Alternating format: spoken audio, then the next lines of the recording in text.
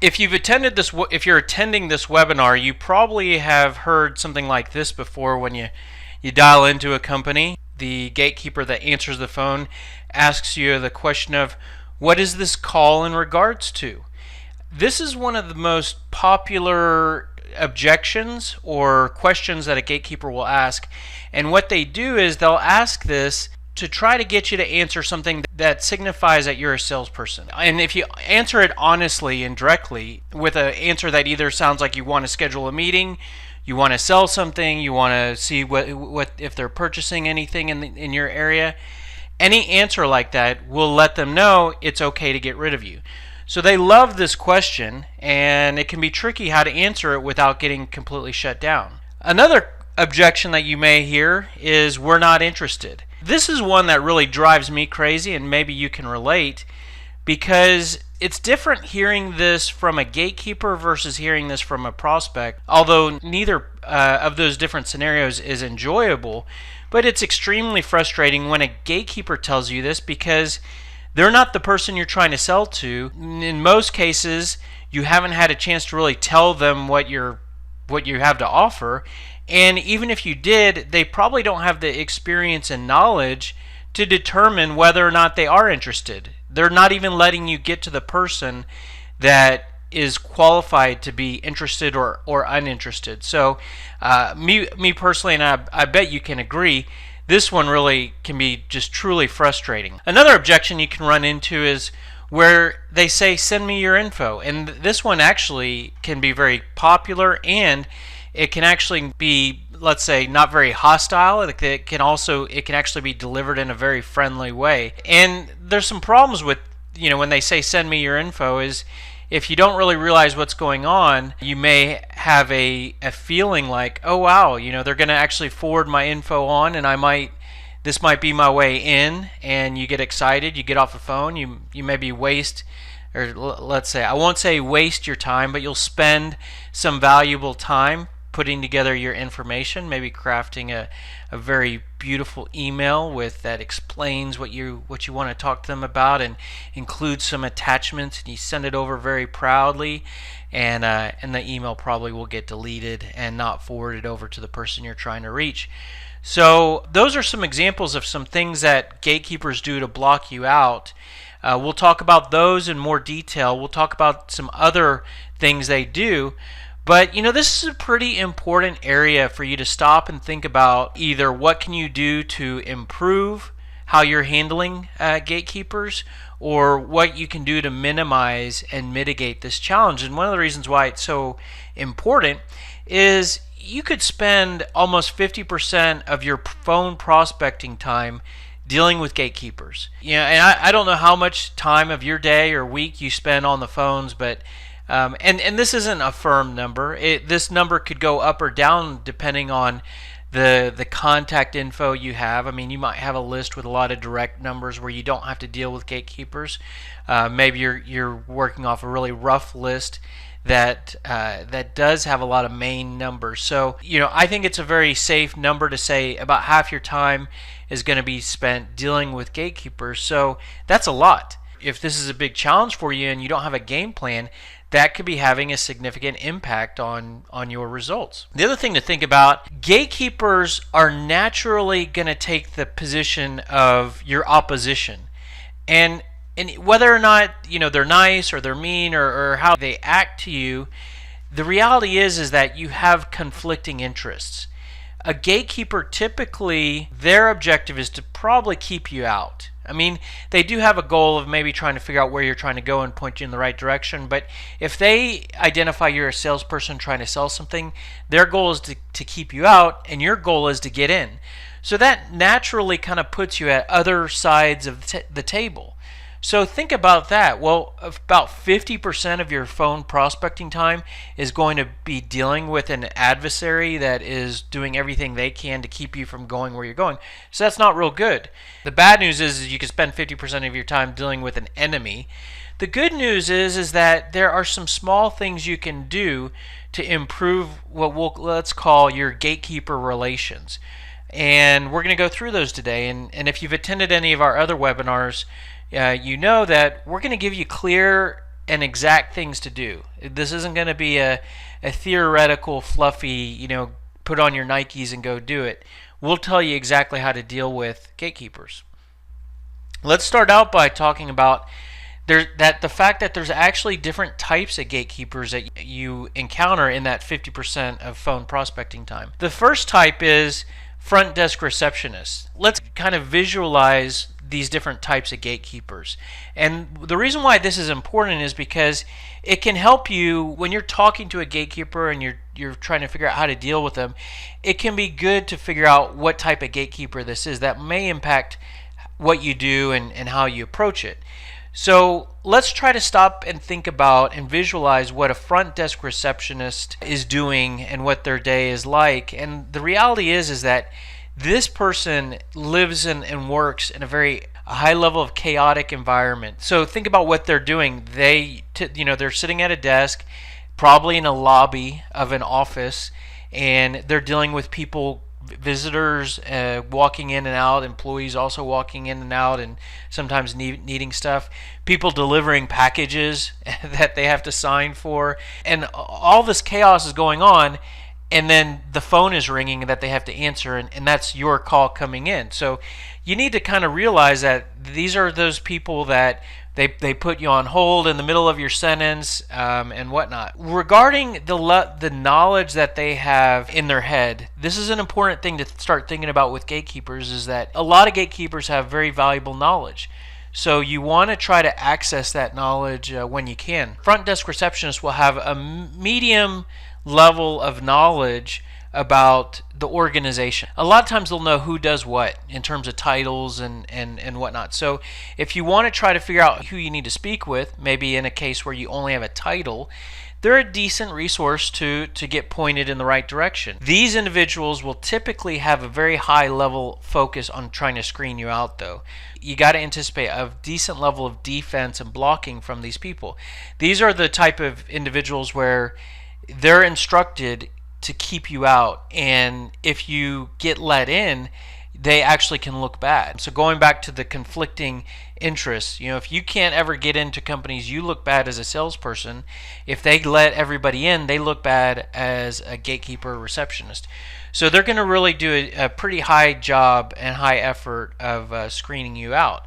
And that's the front desk receptionist. The next type of gatekeeper are the switchboard operators, and these are individuals that are in a little less of a chaotic environment. If you want to try to visualize what these individuals look like, they typically are only in a room answering the phone in like maybe a call center type environment. So these are people who are just directing calls and answering calls, and they aren't dealing with people walking in front of them, checking in and whatnot. So it's a little less chaotic.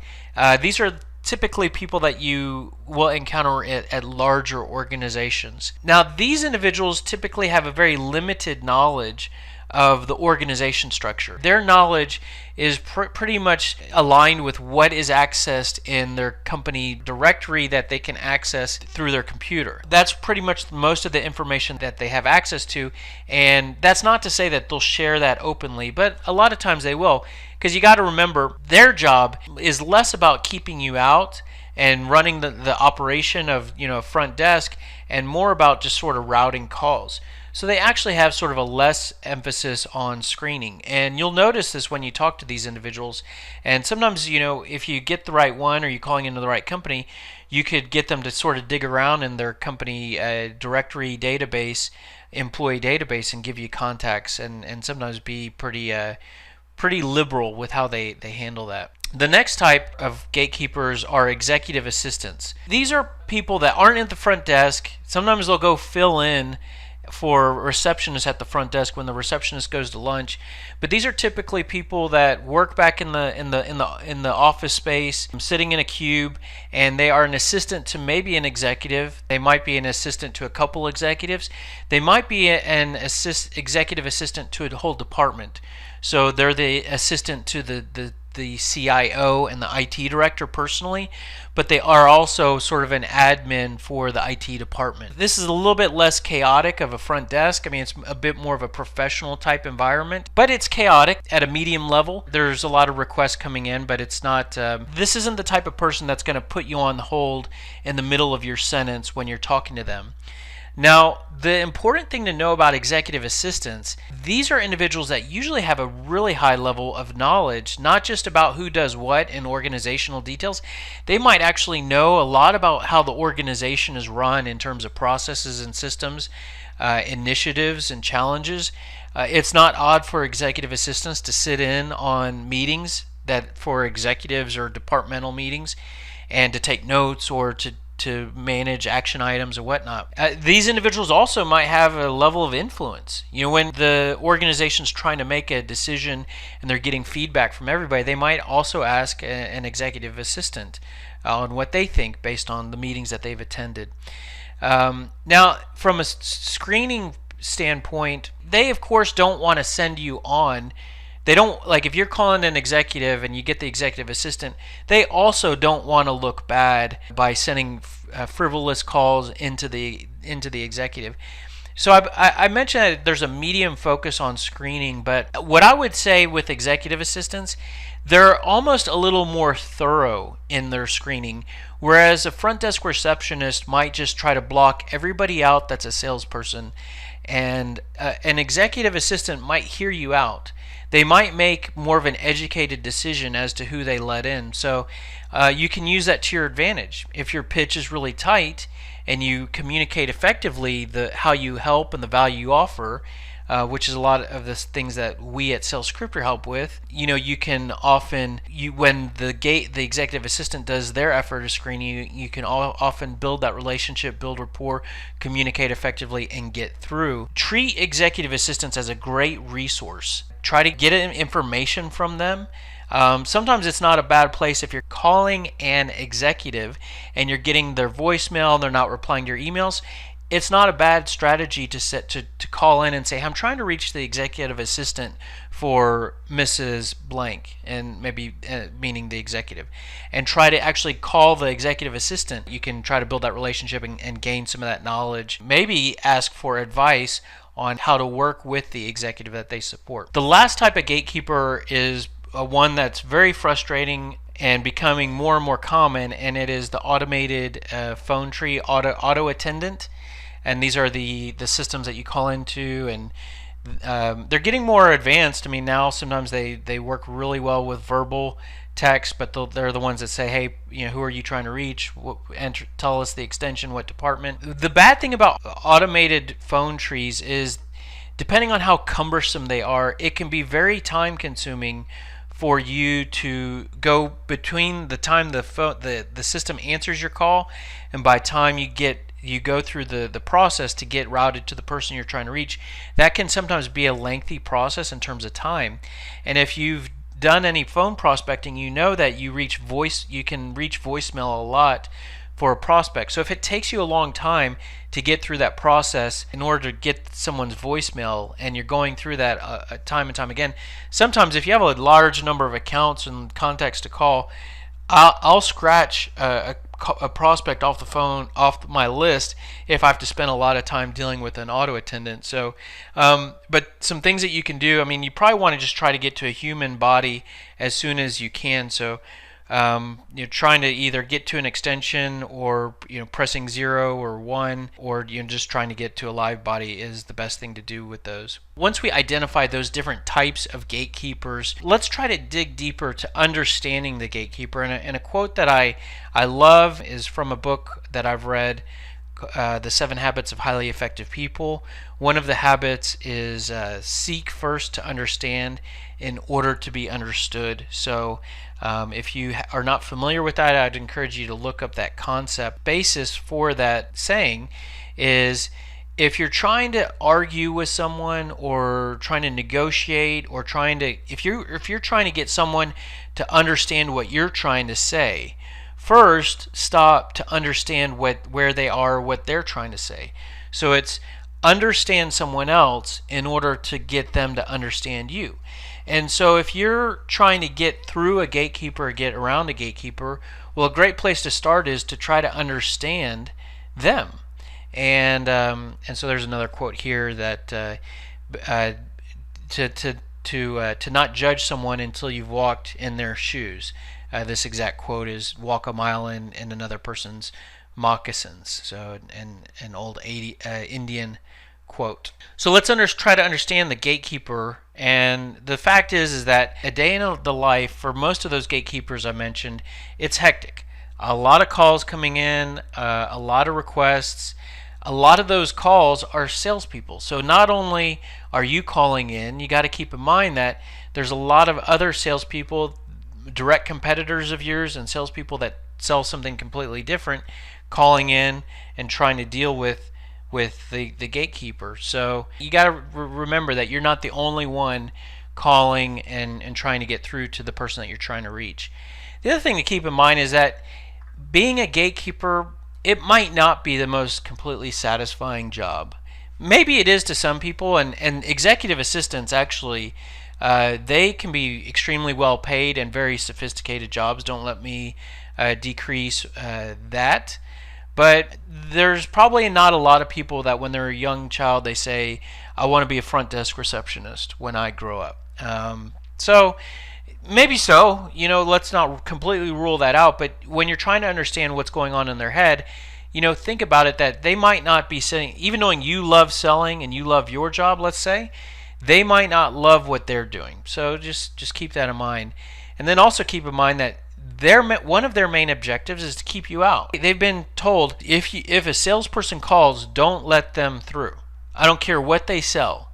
And you have to think that that's what they've been told. Let's say you sell ink cartridges and that company uses ink cartridges and that company purchases ink cartridges from time to time. That company is unhappy with their current vendor. They still don't want an ink cartridge salesperson to get through and to talk to them. You got to assume they're at the mindset of, I want the gatekeeper to keep ink cartridge salespeople out, and when I want to change ink cartridge vendors, I'm going to call them. It's just something to keep in mind. It might be a little depressing to think that, but we will give you tactics to get around that so that you can connect and communicate what you have to offer to the person.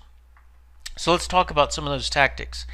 Bear in mind, I'm going to talk to you about some real clear and practical things that you can do. I mean, you can start doing these tomorrow. They're not really complicated, but I do want you to keep in mind that these are not necessarily home run tactics. They're not going to work in every scenario. One tactic by itself isn't going to just have it all make sense for you. What these tactics do is they give you a playbook. They give you a methodology that you can use. And if you're doing a large number of prospecting calls over a large sample or a large effort, you're going to improve your overall results. What you're going to do is you're going to decrease the gatekeepers immediately blocking you out. You're going to stay on the phone longer with gatekeepers, and you're going to increase the number of gatekeepers that you're able to diffuse and get around. Not in every case, but you are going to achieve those improvements if you use some of these tactics.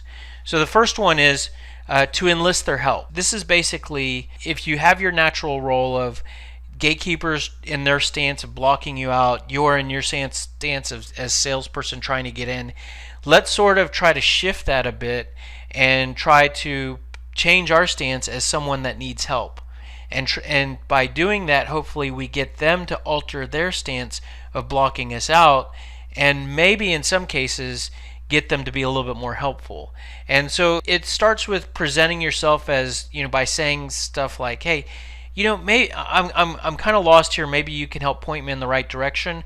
I'm trying to reach the IT director, and I don't have the name. The name I have here is old from a few years ago, and I know you guys have changed. Can you point me in the right direction? That's more of a asking for their help, enlisting their help, a softer approach than saying, yes, I'm trying to reach the IT director.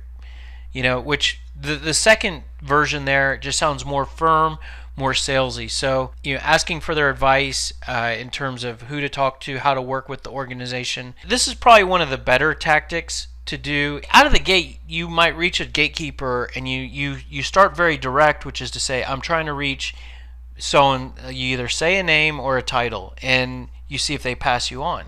But then you notice a little resistance, and the gatekeeper starts being a bit difficult. Start to treat the gatekeeper like the prospect that you're trying to reach. And you can even start that out with by, you try your direct approach and they block you out. And then you can actually say something like this: okay, well, you know what, Mark, let me take a step back and actually tell you who I am and why I'm calling. That's a great way to kind of begin this effort to treat them like a prospect. And then what you can do is you can redirect to your elevator pitch, which educates them on why you're calling. Hopefully maybe you have a strong elevator pitch that communicates how you help, which might help them to let you in. Or you can also ask them some of your pre-qualifying questions that you might have prepared for your prospect. Let's take a look at what that looks like. So the gatekeeper begins to block you out. Now, what you see here on the screen is actually part of a script that's produced by SalesScripter. So if you were a SalesScripter user, this is one of the tools that you would get. And this script uses your value statement as sort of the elevator pitch at the beginning of a call. Now, this part of the script is designed for the target prospect, but I'm not able to get to that prospect, so I'm saying something like, hey, you know what, let me take a step back and let me tell you who I am and why I'm trying to reach Mrs. Thomas. The reason why I'm calling is we actually help sales managers to shorten the amount of time that it takes for them to train their new salespeople. So that's why I'm calling. I'm not sure if we're a good fit for you, so let me pause there. So I just delivered that my value proposition, my elevator pitch, and I'm communicating to the gatekeeper why it would make sense for me to talk to Mrs. Thomas. So I can stop there, stop treating them like a prospect, and see what the gatekeeper says. Or I could continue on if they're still not letting me in. And here are my pre-qualifying questions that I've prepared for the sales manager that I'm trying to reach. And if they're still not going to let me in, I can just ask them my pre-qualifying questions. Now, there's something real powerful in asking your pre-qualifying questions to the gatekeeper. Either one, they're going to give you some answers, which, hey, that's great. If I can get some valuable information out of the gatekeeper, that works. Or that's not going to be the end all, but that's good. And what's really ideal, and I learned this from a sales manager about 10 years ago, and he said one of the best ways to get around a gatekeeper is to ask them a question that they don't know the answer to. And I thought that was really powerful. What was missing in that advice is that he did not really teach me how to ask good questions or what questions to ask that they wouldn't know the answer to. Well, that's something that actually SalesScripter will help you with, is that we're going to take you through a process that guides you to developing the optimum list of pre-qualifying questions for each buyer persona that you sell to. So you'll have that if you used SalesScripter, and that's what I have here. So here's some probing questions. Now, okay, like I said, either the gatekeeper is going to give me some valuable info or they're not going to know. Let's say they don't know. If I ask them one of these questions, then that's a great opportunity for me to say, well, yes, well, see, that's one of the reasons why I'm reaching out, and I know that Mrs. Thomas would have that info, and that's why I want to talk to her. So what's the best way for me to get through to have that conversation with her? So that's how you treat the gatekeeper like a prospect. Another really powerful tactic is name dropping. So there's a concept called social proof, which I don't know if you're familiar with it or not, but social proof basically means, picture yourself being at a party, and everybody is complete strangers. Nobody knows each other. But there's one person, or we don't know who knows who, let's just say. There's one person that's not talking to anybody, and there's one person that is talking, you've observed that they've talked to 10 people. Well, that person that talks to 10 people, you probably you see them more as an insider, and you see the person that isn't talking to anybody as an outsider. That may or may not be the case, but the person that's talking to everybody has more social proof. And why I'm going through this is that a gatekeeper one of the ways that they try to determine whether to screen you or let you in is they want to determine, are you an outsider or an insider? Because see, they really don't want to screen out people that they shouldn't. So they're walking this fine line, and they don't want to let people in that they shouldn't also. So an insider would maybe be an employee, but it could also be a vendor that's already doing business with the company, or someone that is not a salesperson trying to sell something. And that's what an outsider an outsider typically is a salesperson trying to get their way in. So even knowing you are an outsider and you are a salesperson, you could create this image that you are an insider by name dropping. So you could say something like, you have the gatekeeper. Oh yeah, I spoke with Tom White in accounting, and now I'm trying to reach someone in HR, maybe an HR director. Can you point me in the right direction? So you've name dropped and created that social proof. You might say, well, what if I haven't spoken to someone? Here's a little trick, and you could say it's unethical, but I don't think there's anything misleading about this, especially even if you mean what you're saying here. But the second bullet point here is, if you haven't spoken to Tom White, you could say something like this. I'm actually planning on meeting with Tom White in the upcoming weeks in accounting, but before I do that, I want to talk to someone in HR. Can you point me in the right direction? So we just name dropped, and hopefully if you use that type of name drop, you actually do have intentions of talking to Tom White, but you might never have talked to him. You plan on calling him after you talk to HR. So I'll let you decide if you're comfortable with that. But you can also name drop external clients as well. This one is a bit of a stretch, but hey, I'll give you everything I got. You could mention an initiative to try to sound more like an insider. Well, you could do some research on a company, and you might find an article that says they have a project to improve their cost control. Well, you could call the gatekeeper, unless you're trying to reach operations or something, and you could say, "Yeah, I'm calling I'm calling Mark Thomas, and I'm calling to talk to him about the cost control project. Can you point me in the right direction?" So that's just a way to also display that you're an insider, or make you look like an insider. The next tactic we touched on a little bit, but it's to ask probing questions.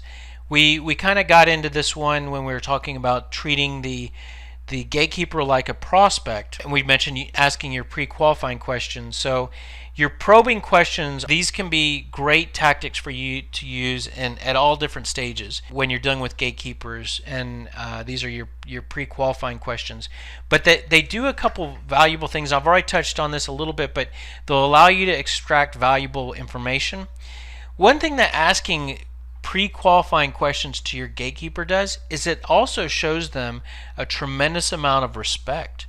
I mean, if you have this sophisticated question that you prepared for an executive, and you're asking the gatekeeper what if they have the answer to that, either you're going to get the information, or you're going to compliment them by thinking that they have that information. Here are some examples of pre-qualifying questions that you could ask. And again, these are actually questions that are in my account of SalesScripter for a SalesScripter script. You could try to befriend the gatekeeper. I think this is the tactic that most salespeople, this is like the only one that they use. I'll give you some advice on how to do this tactic that might be a little different than what you've tried in the past, or what anybody may have taught you. Which, of course, you could try to catch the gatekeeper's name, especially if it's someone that you're going to make multiple passes on. That way when you call back, you can use their name and establish rapport. This is important. Remember your adversaries. And so you don't want to get into this sort of standoff where they're blocking and they're mad, and you're frustrated and you're mad, and you can both hear it in each other's tone. So even though you might hear it and sense it from them, you can change the vibe you're giving off by, well, for one, you can try to smile while you're talking on the phone. That's not a bad thing to do at any point when you're talking on the phone and doing prospecting, but especially if you're dealing with a difficult gatekeeper. I have here to laugh, and that's kind of hard to explain when to do and how to do it, but I'm a firm believer in sort of self-amusement in awkward situations. So like if I'm walking down the street and I trip on a crack in the concrete, instead of continuing to walk and act like it didn't happen and hope that nobody saw it, I'm going to laugh at myself, because we're all human and we end up in difficult situations, and we're all just trying to make it. So sometimes if the gatekeeper is being really difficult and you're at this gridlock, sometimes just sort of laugh about it. Say, and what you could do is you can laugh as part of the next recommendation here, which is to share that you understand. Remember that I talked about understand in order to be understood. So understanding what is going on with the gatekeeper and understanding the different types of gatekeepers is half of the process.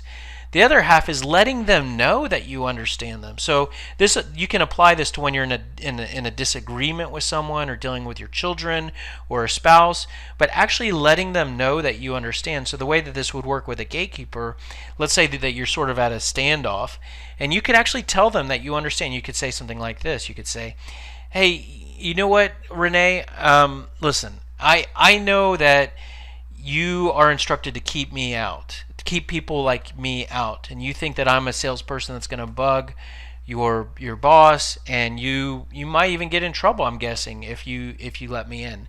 So, but it is my job to meet with your boss. So, and what you say after that could be different things, but you could share your value proposition, share your elevator pitch, treat them like a prospect.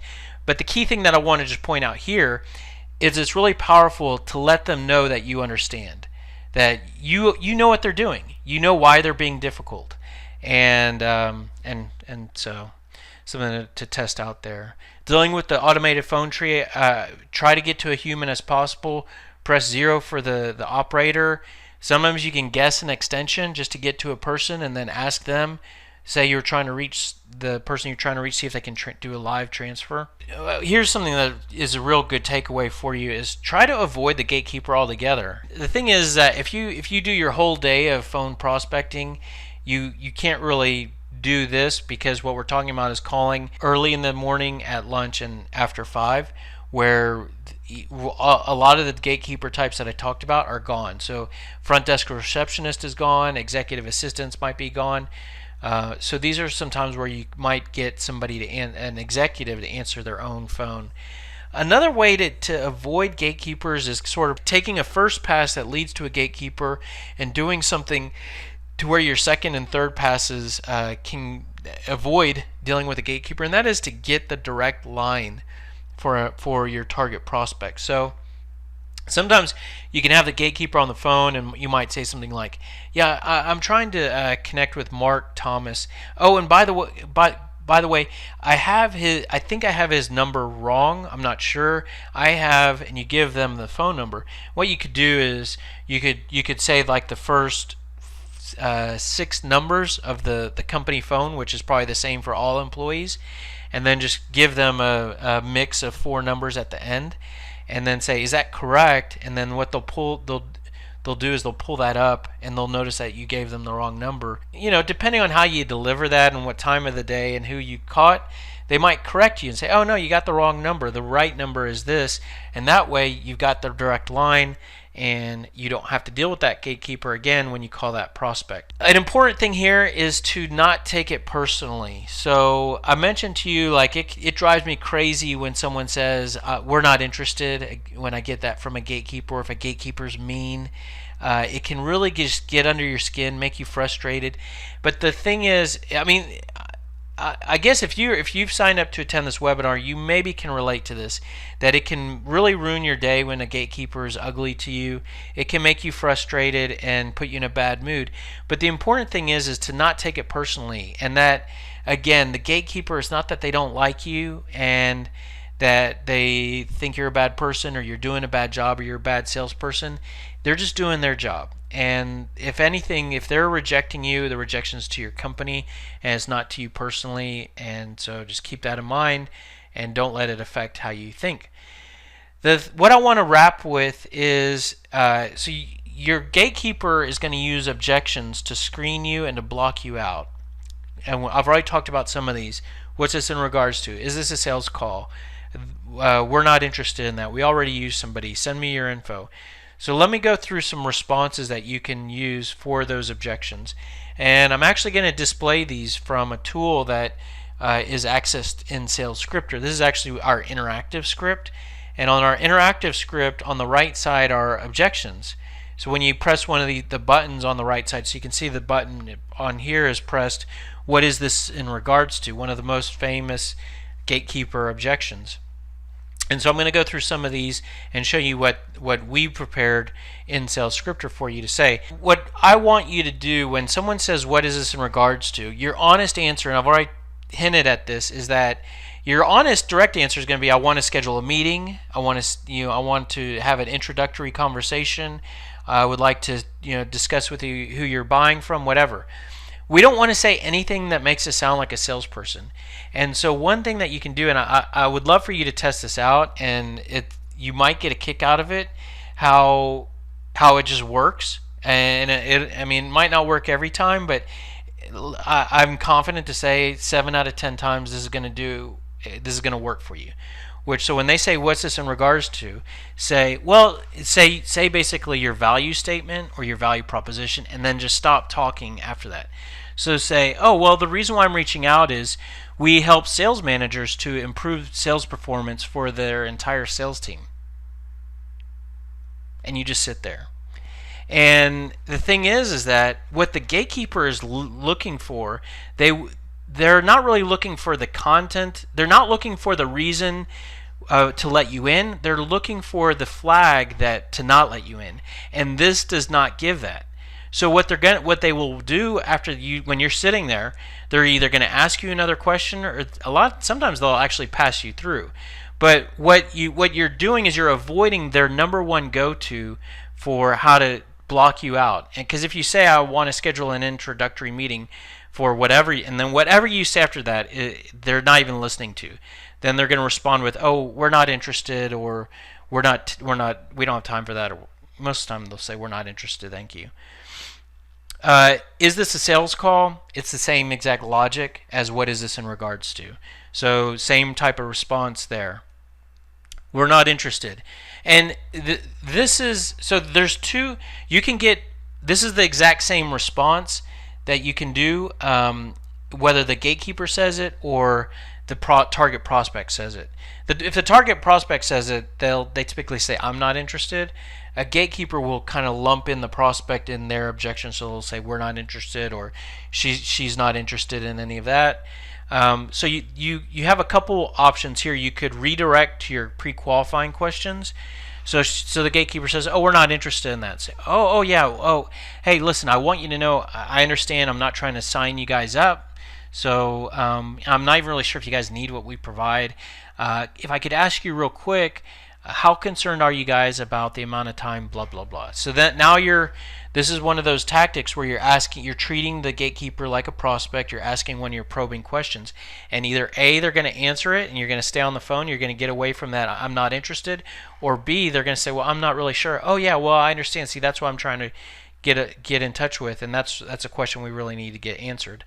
Another response that you could do to that same objection is you could redirect to common problems.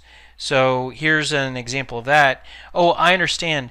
Sometimes when I talk with other sales managers, they often express challenges that there's always a need to find ways to continue to improve sales performance, and it can take a long time to get new sales resources trained and ramped up.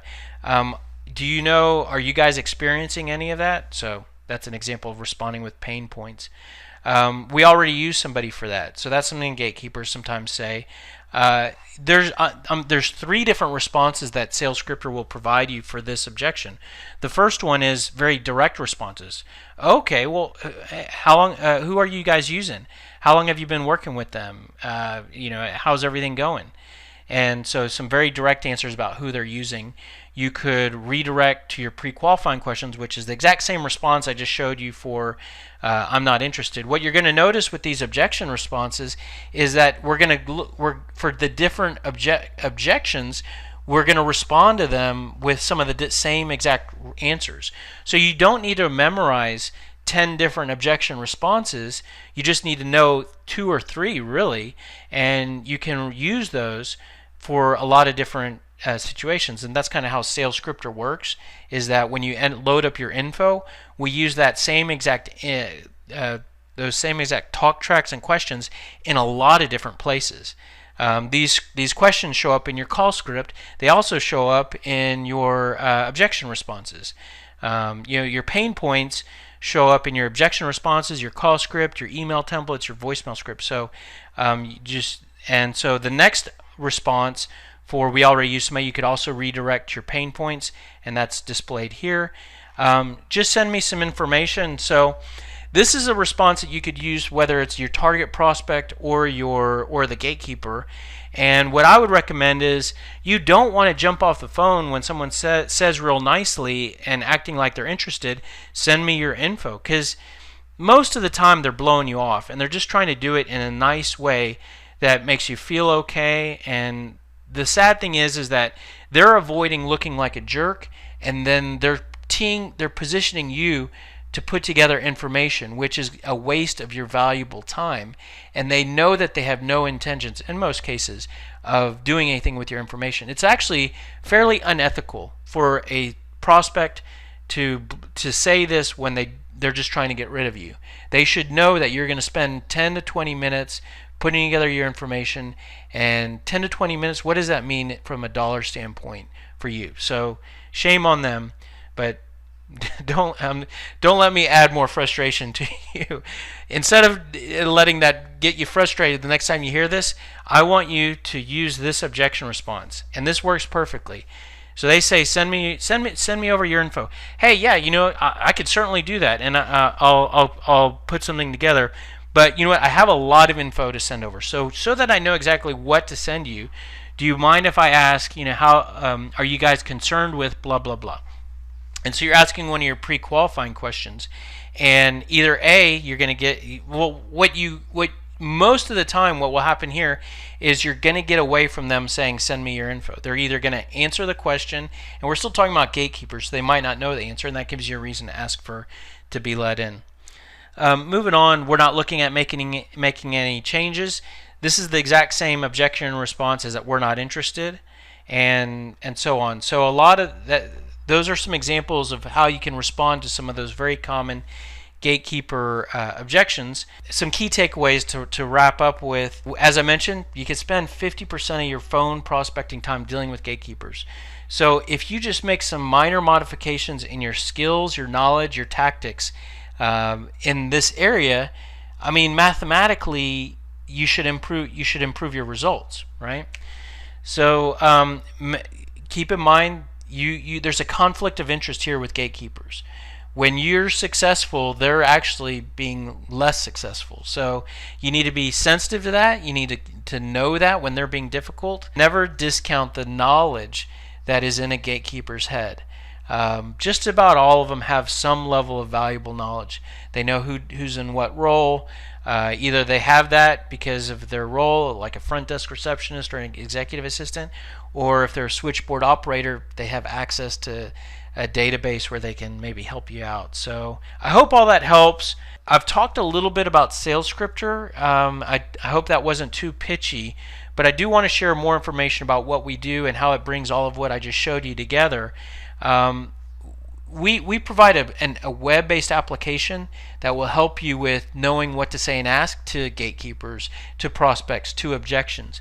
Now, all of that technology and software, it's all aligned with a methodology. So one half of what we provide is a methodology, and you'll notice here these are buckets for all the different categories of content we have.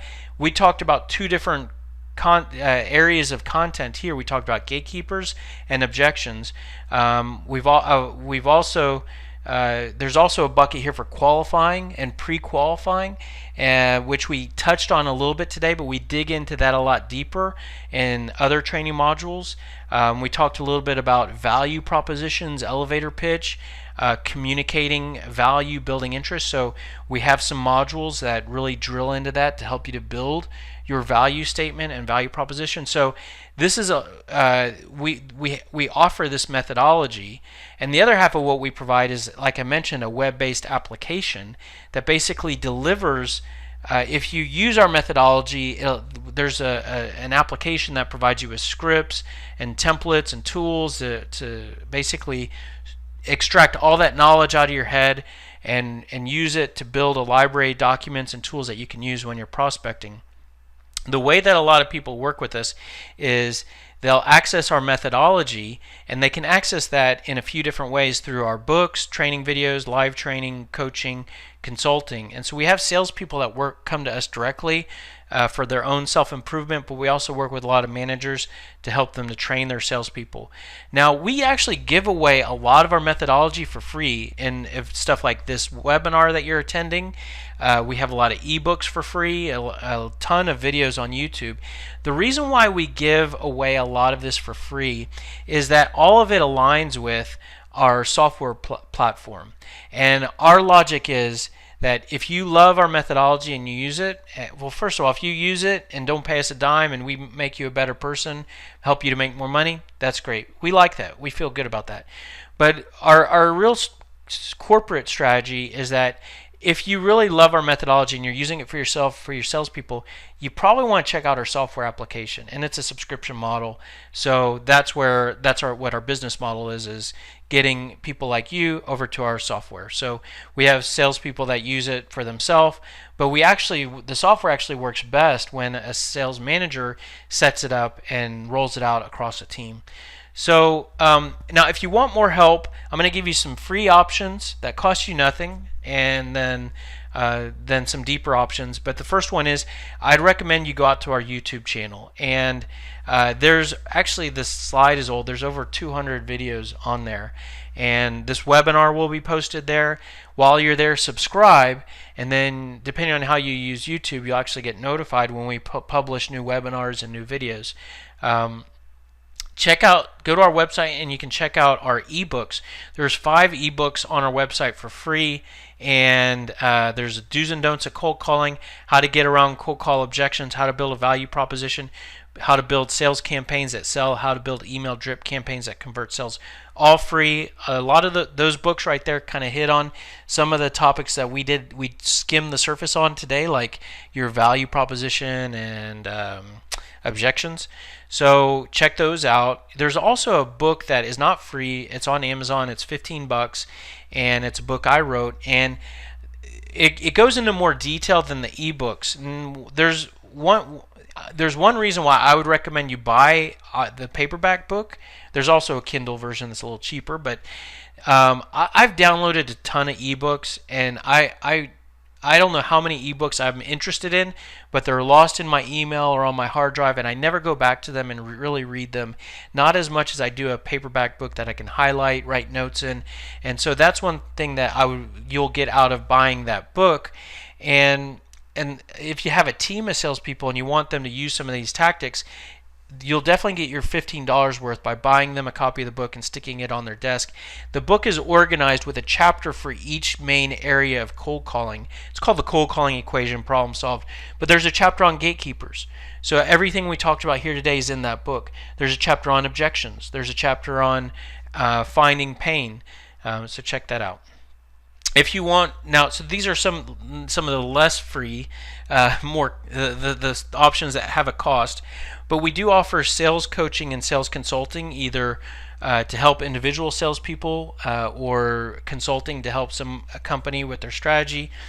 But it's basically on an hourly basis, and some of our clients we meet with once a week for whatever duration or frequency that fits with them. Send us an email if you're interested in either coaching or consulting to info@salescriptor.com. I showed you all those the buckets of content in our methodology.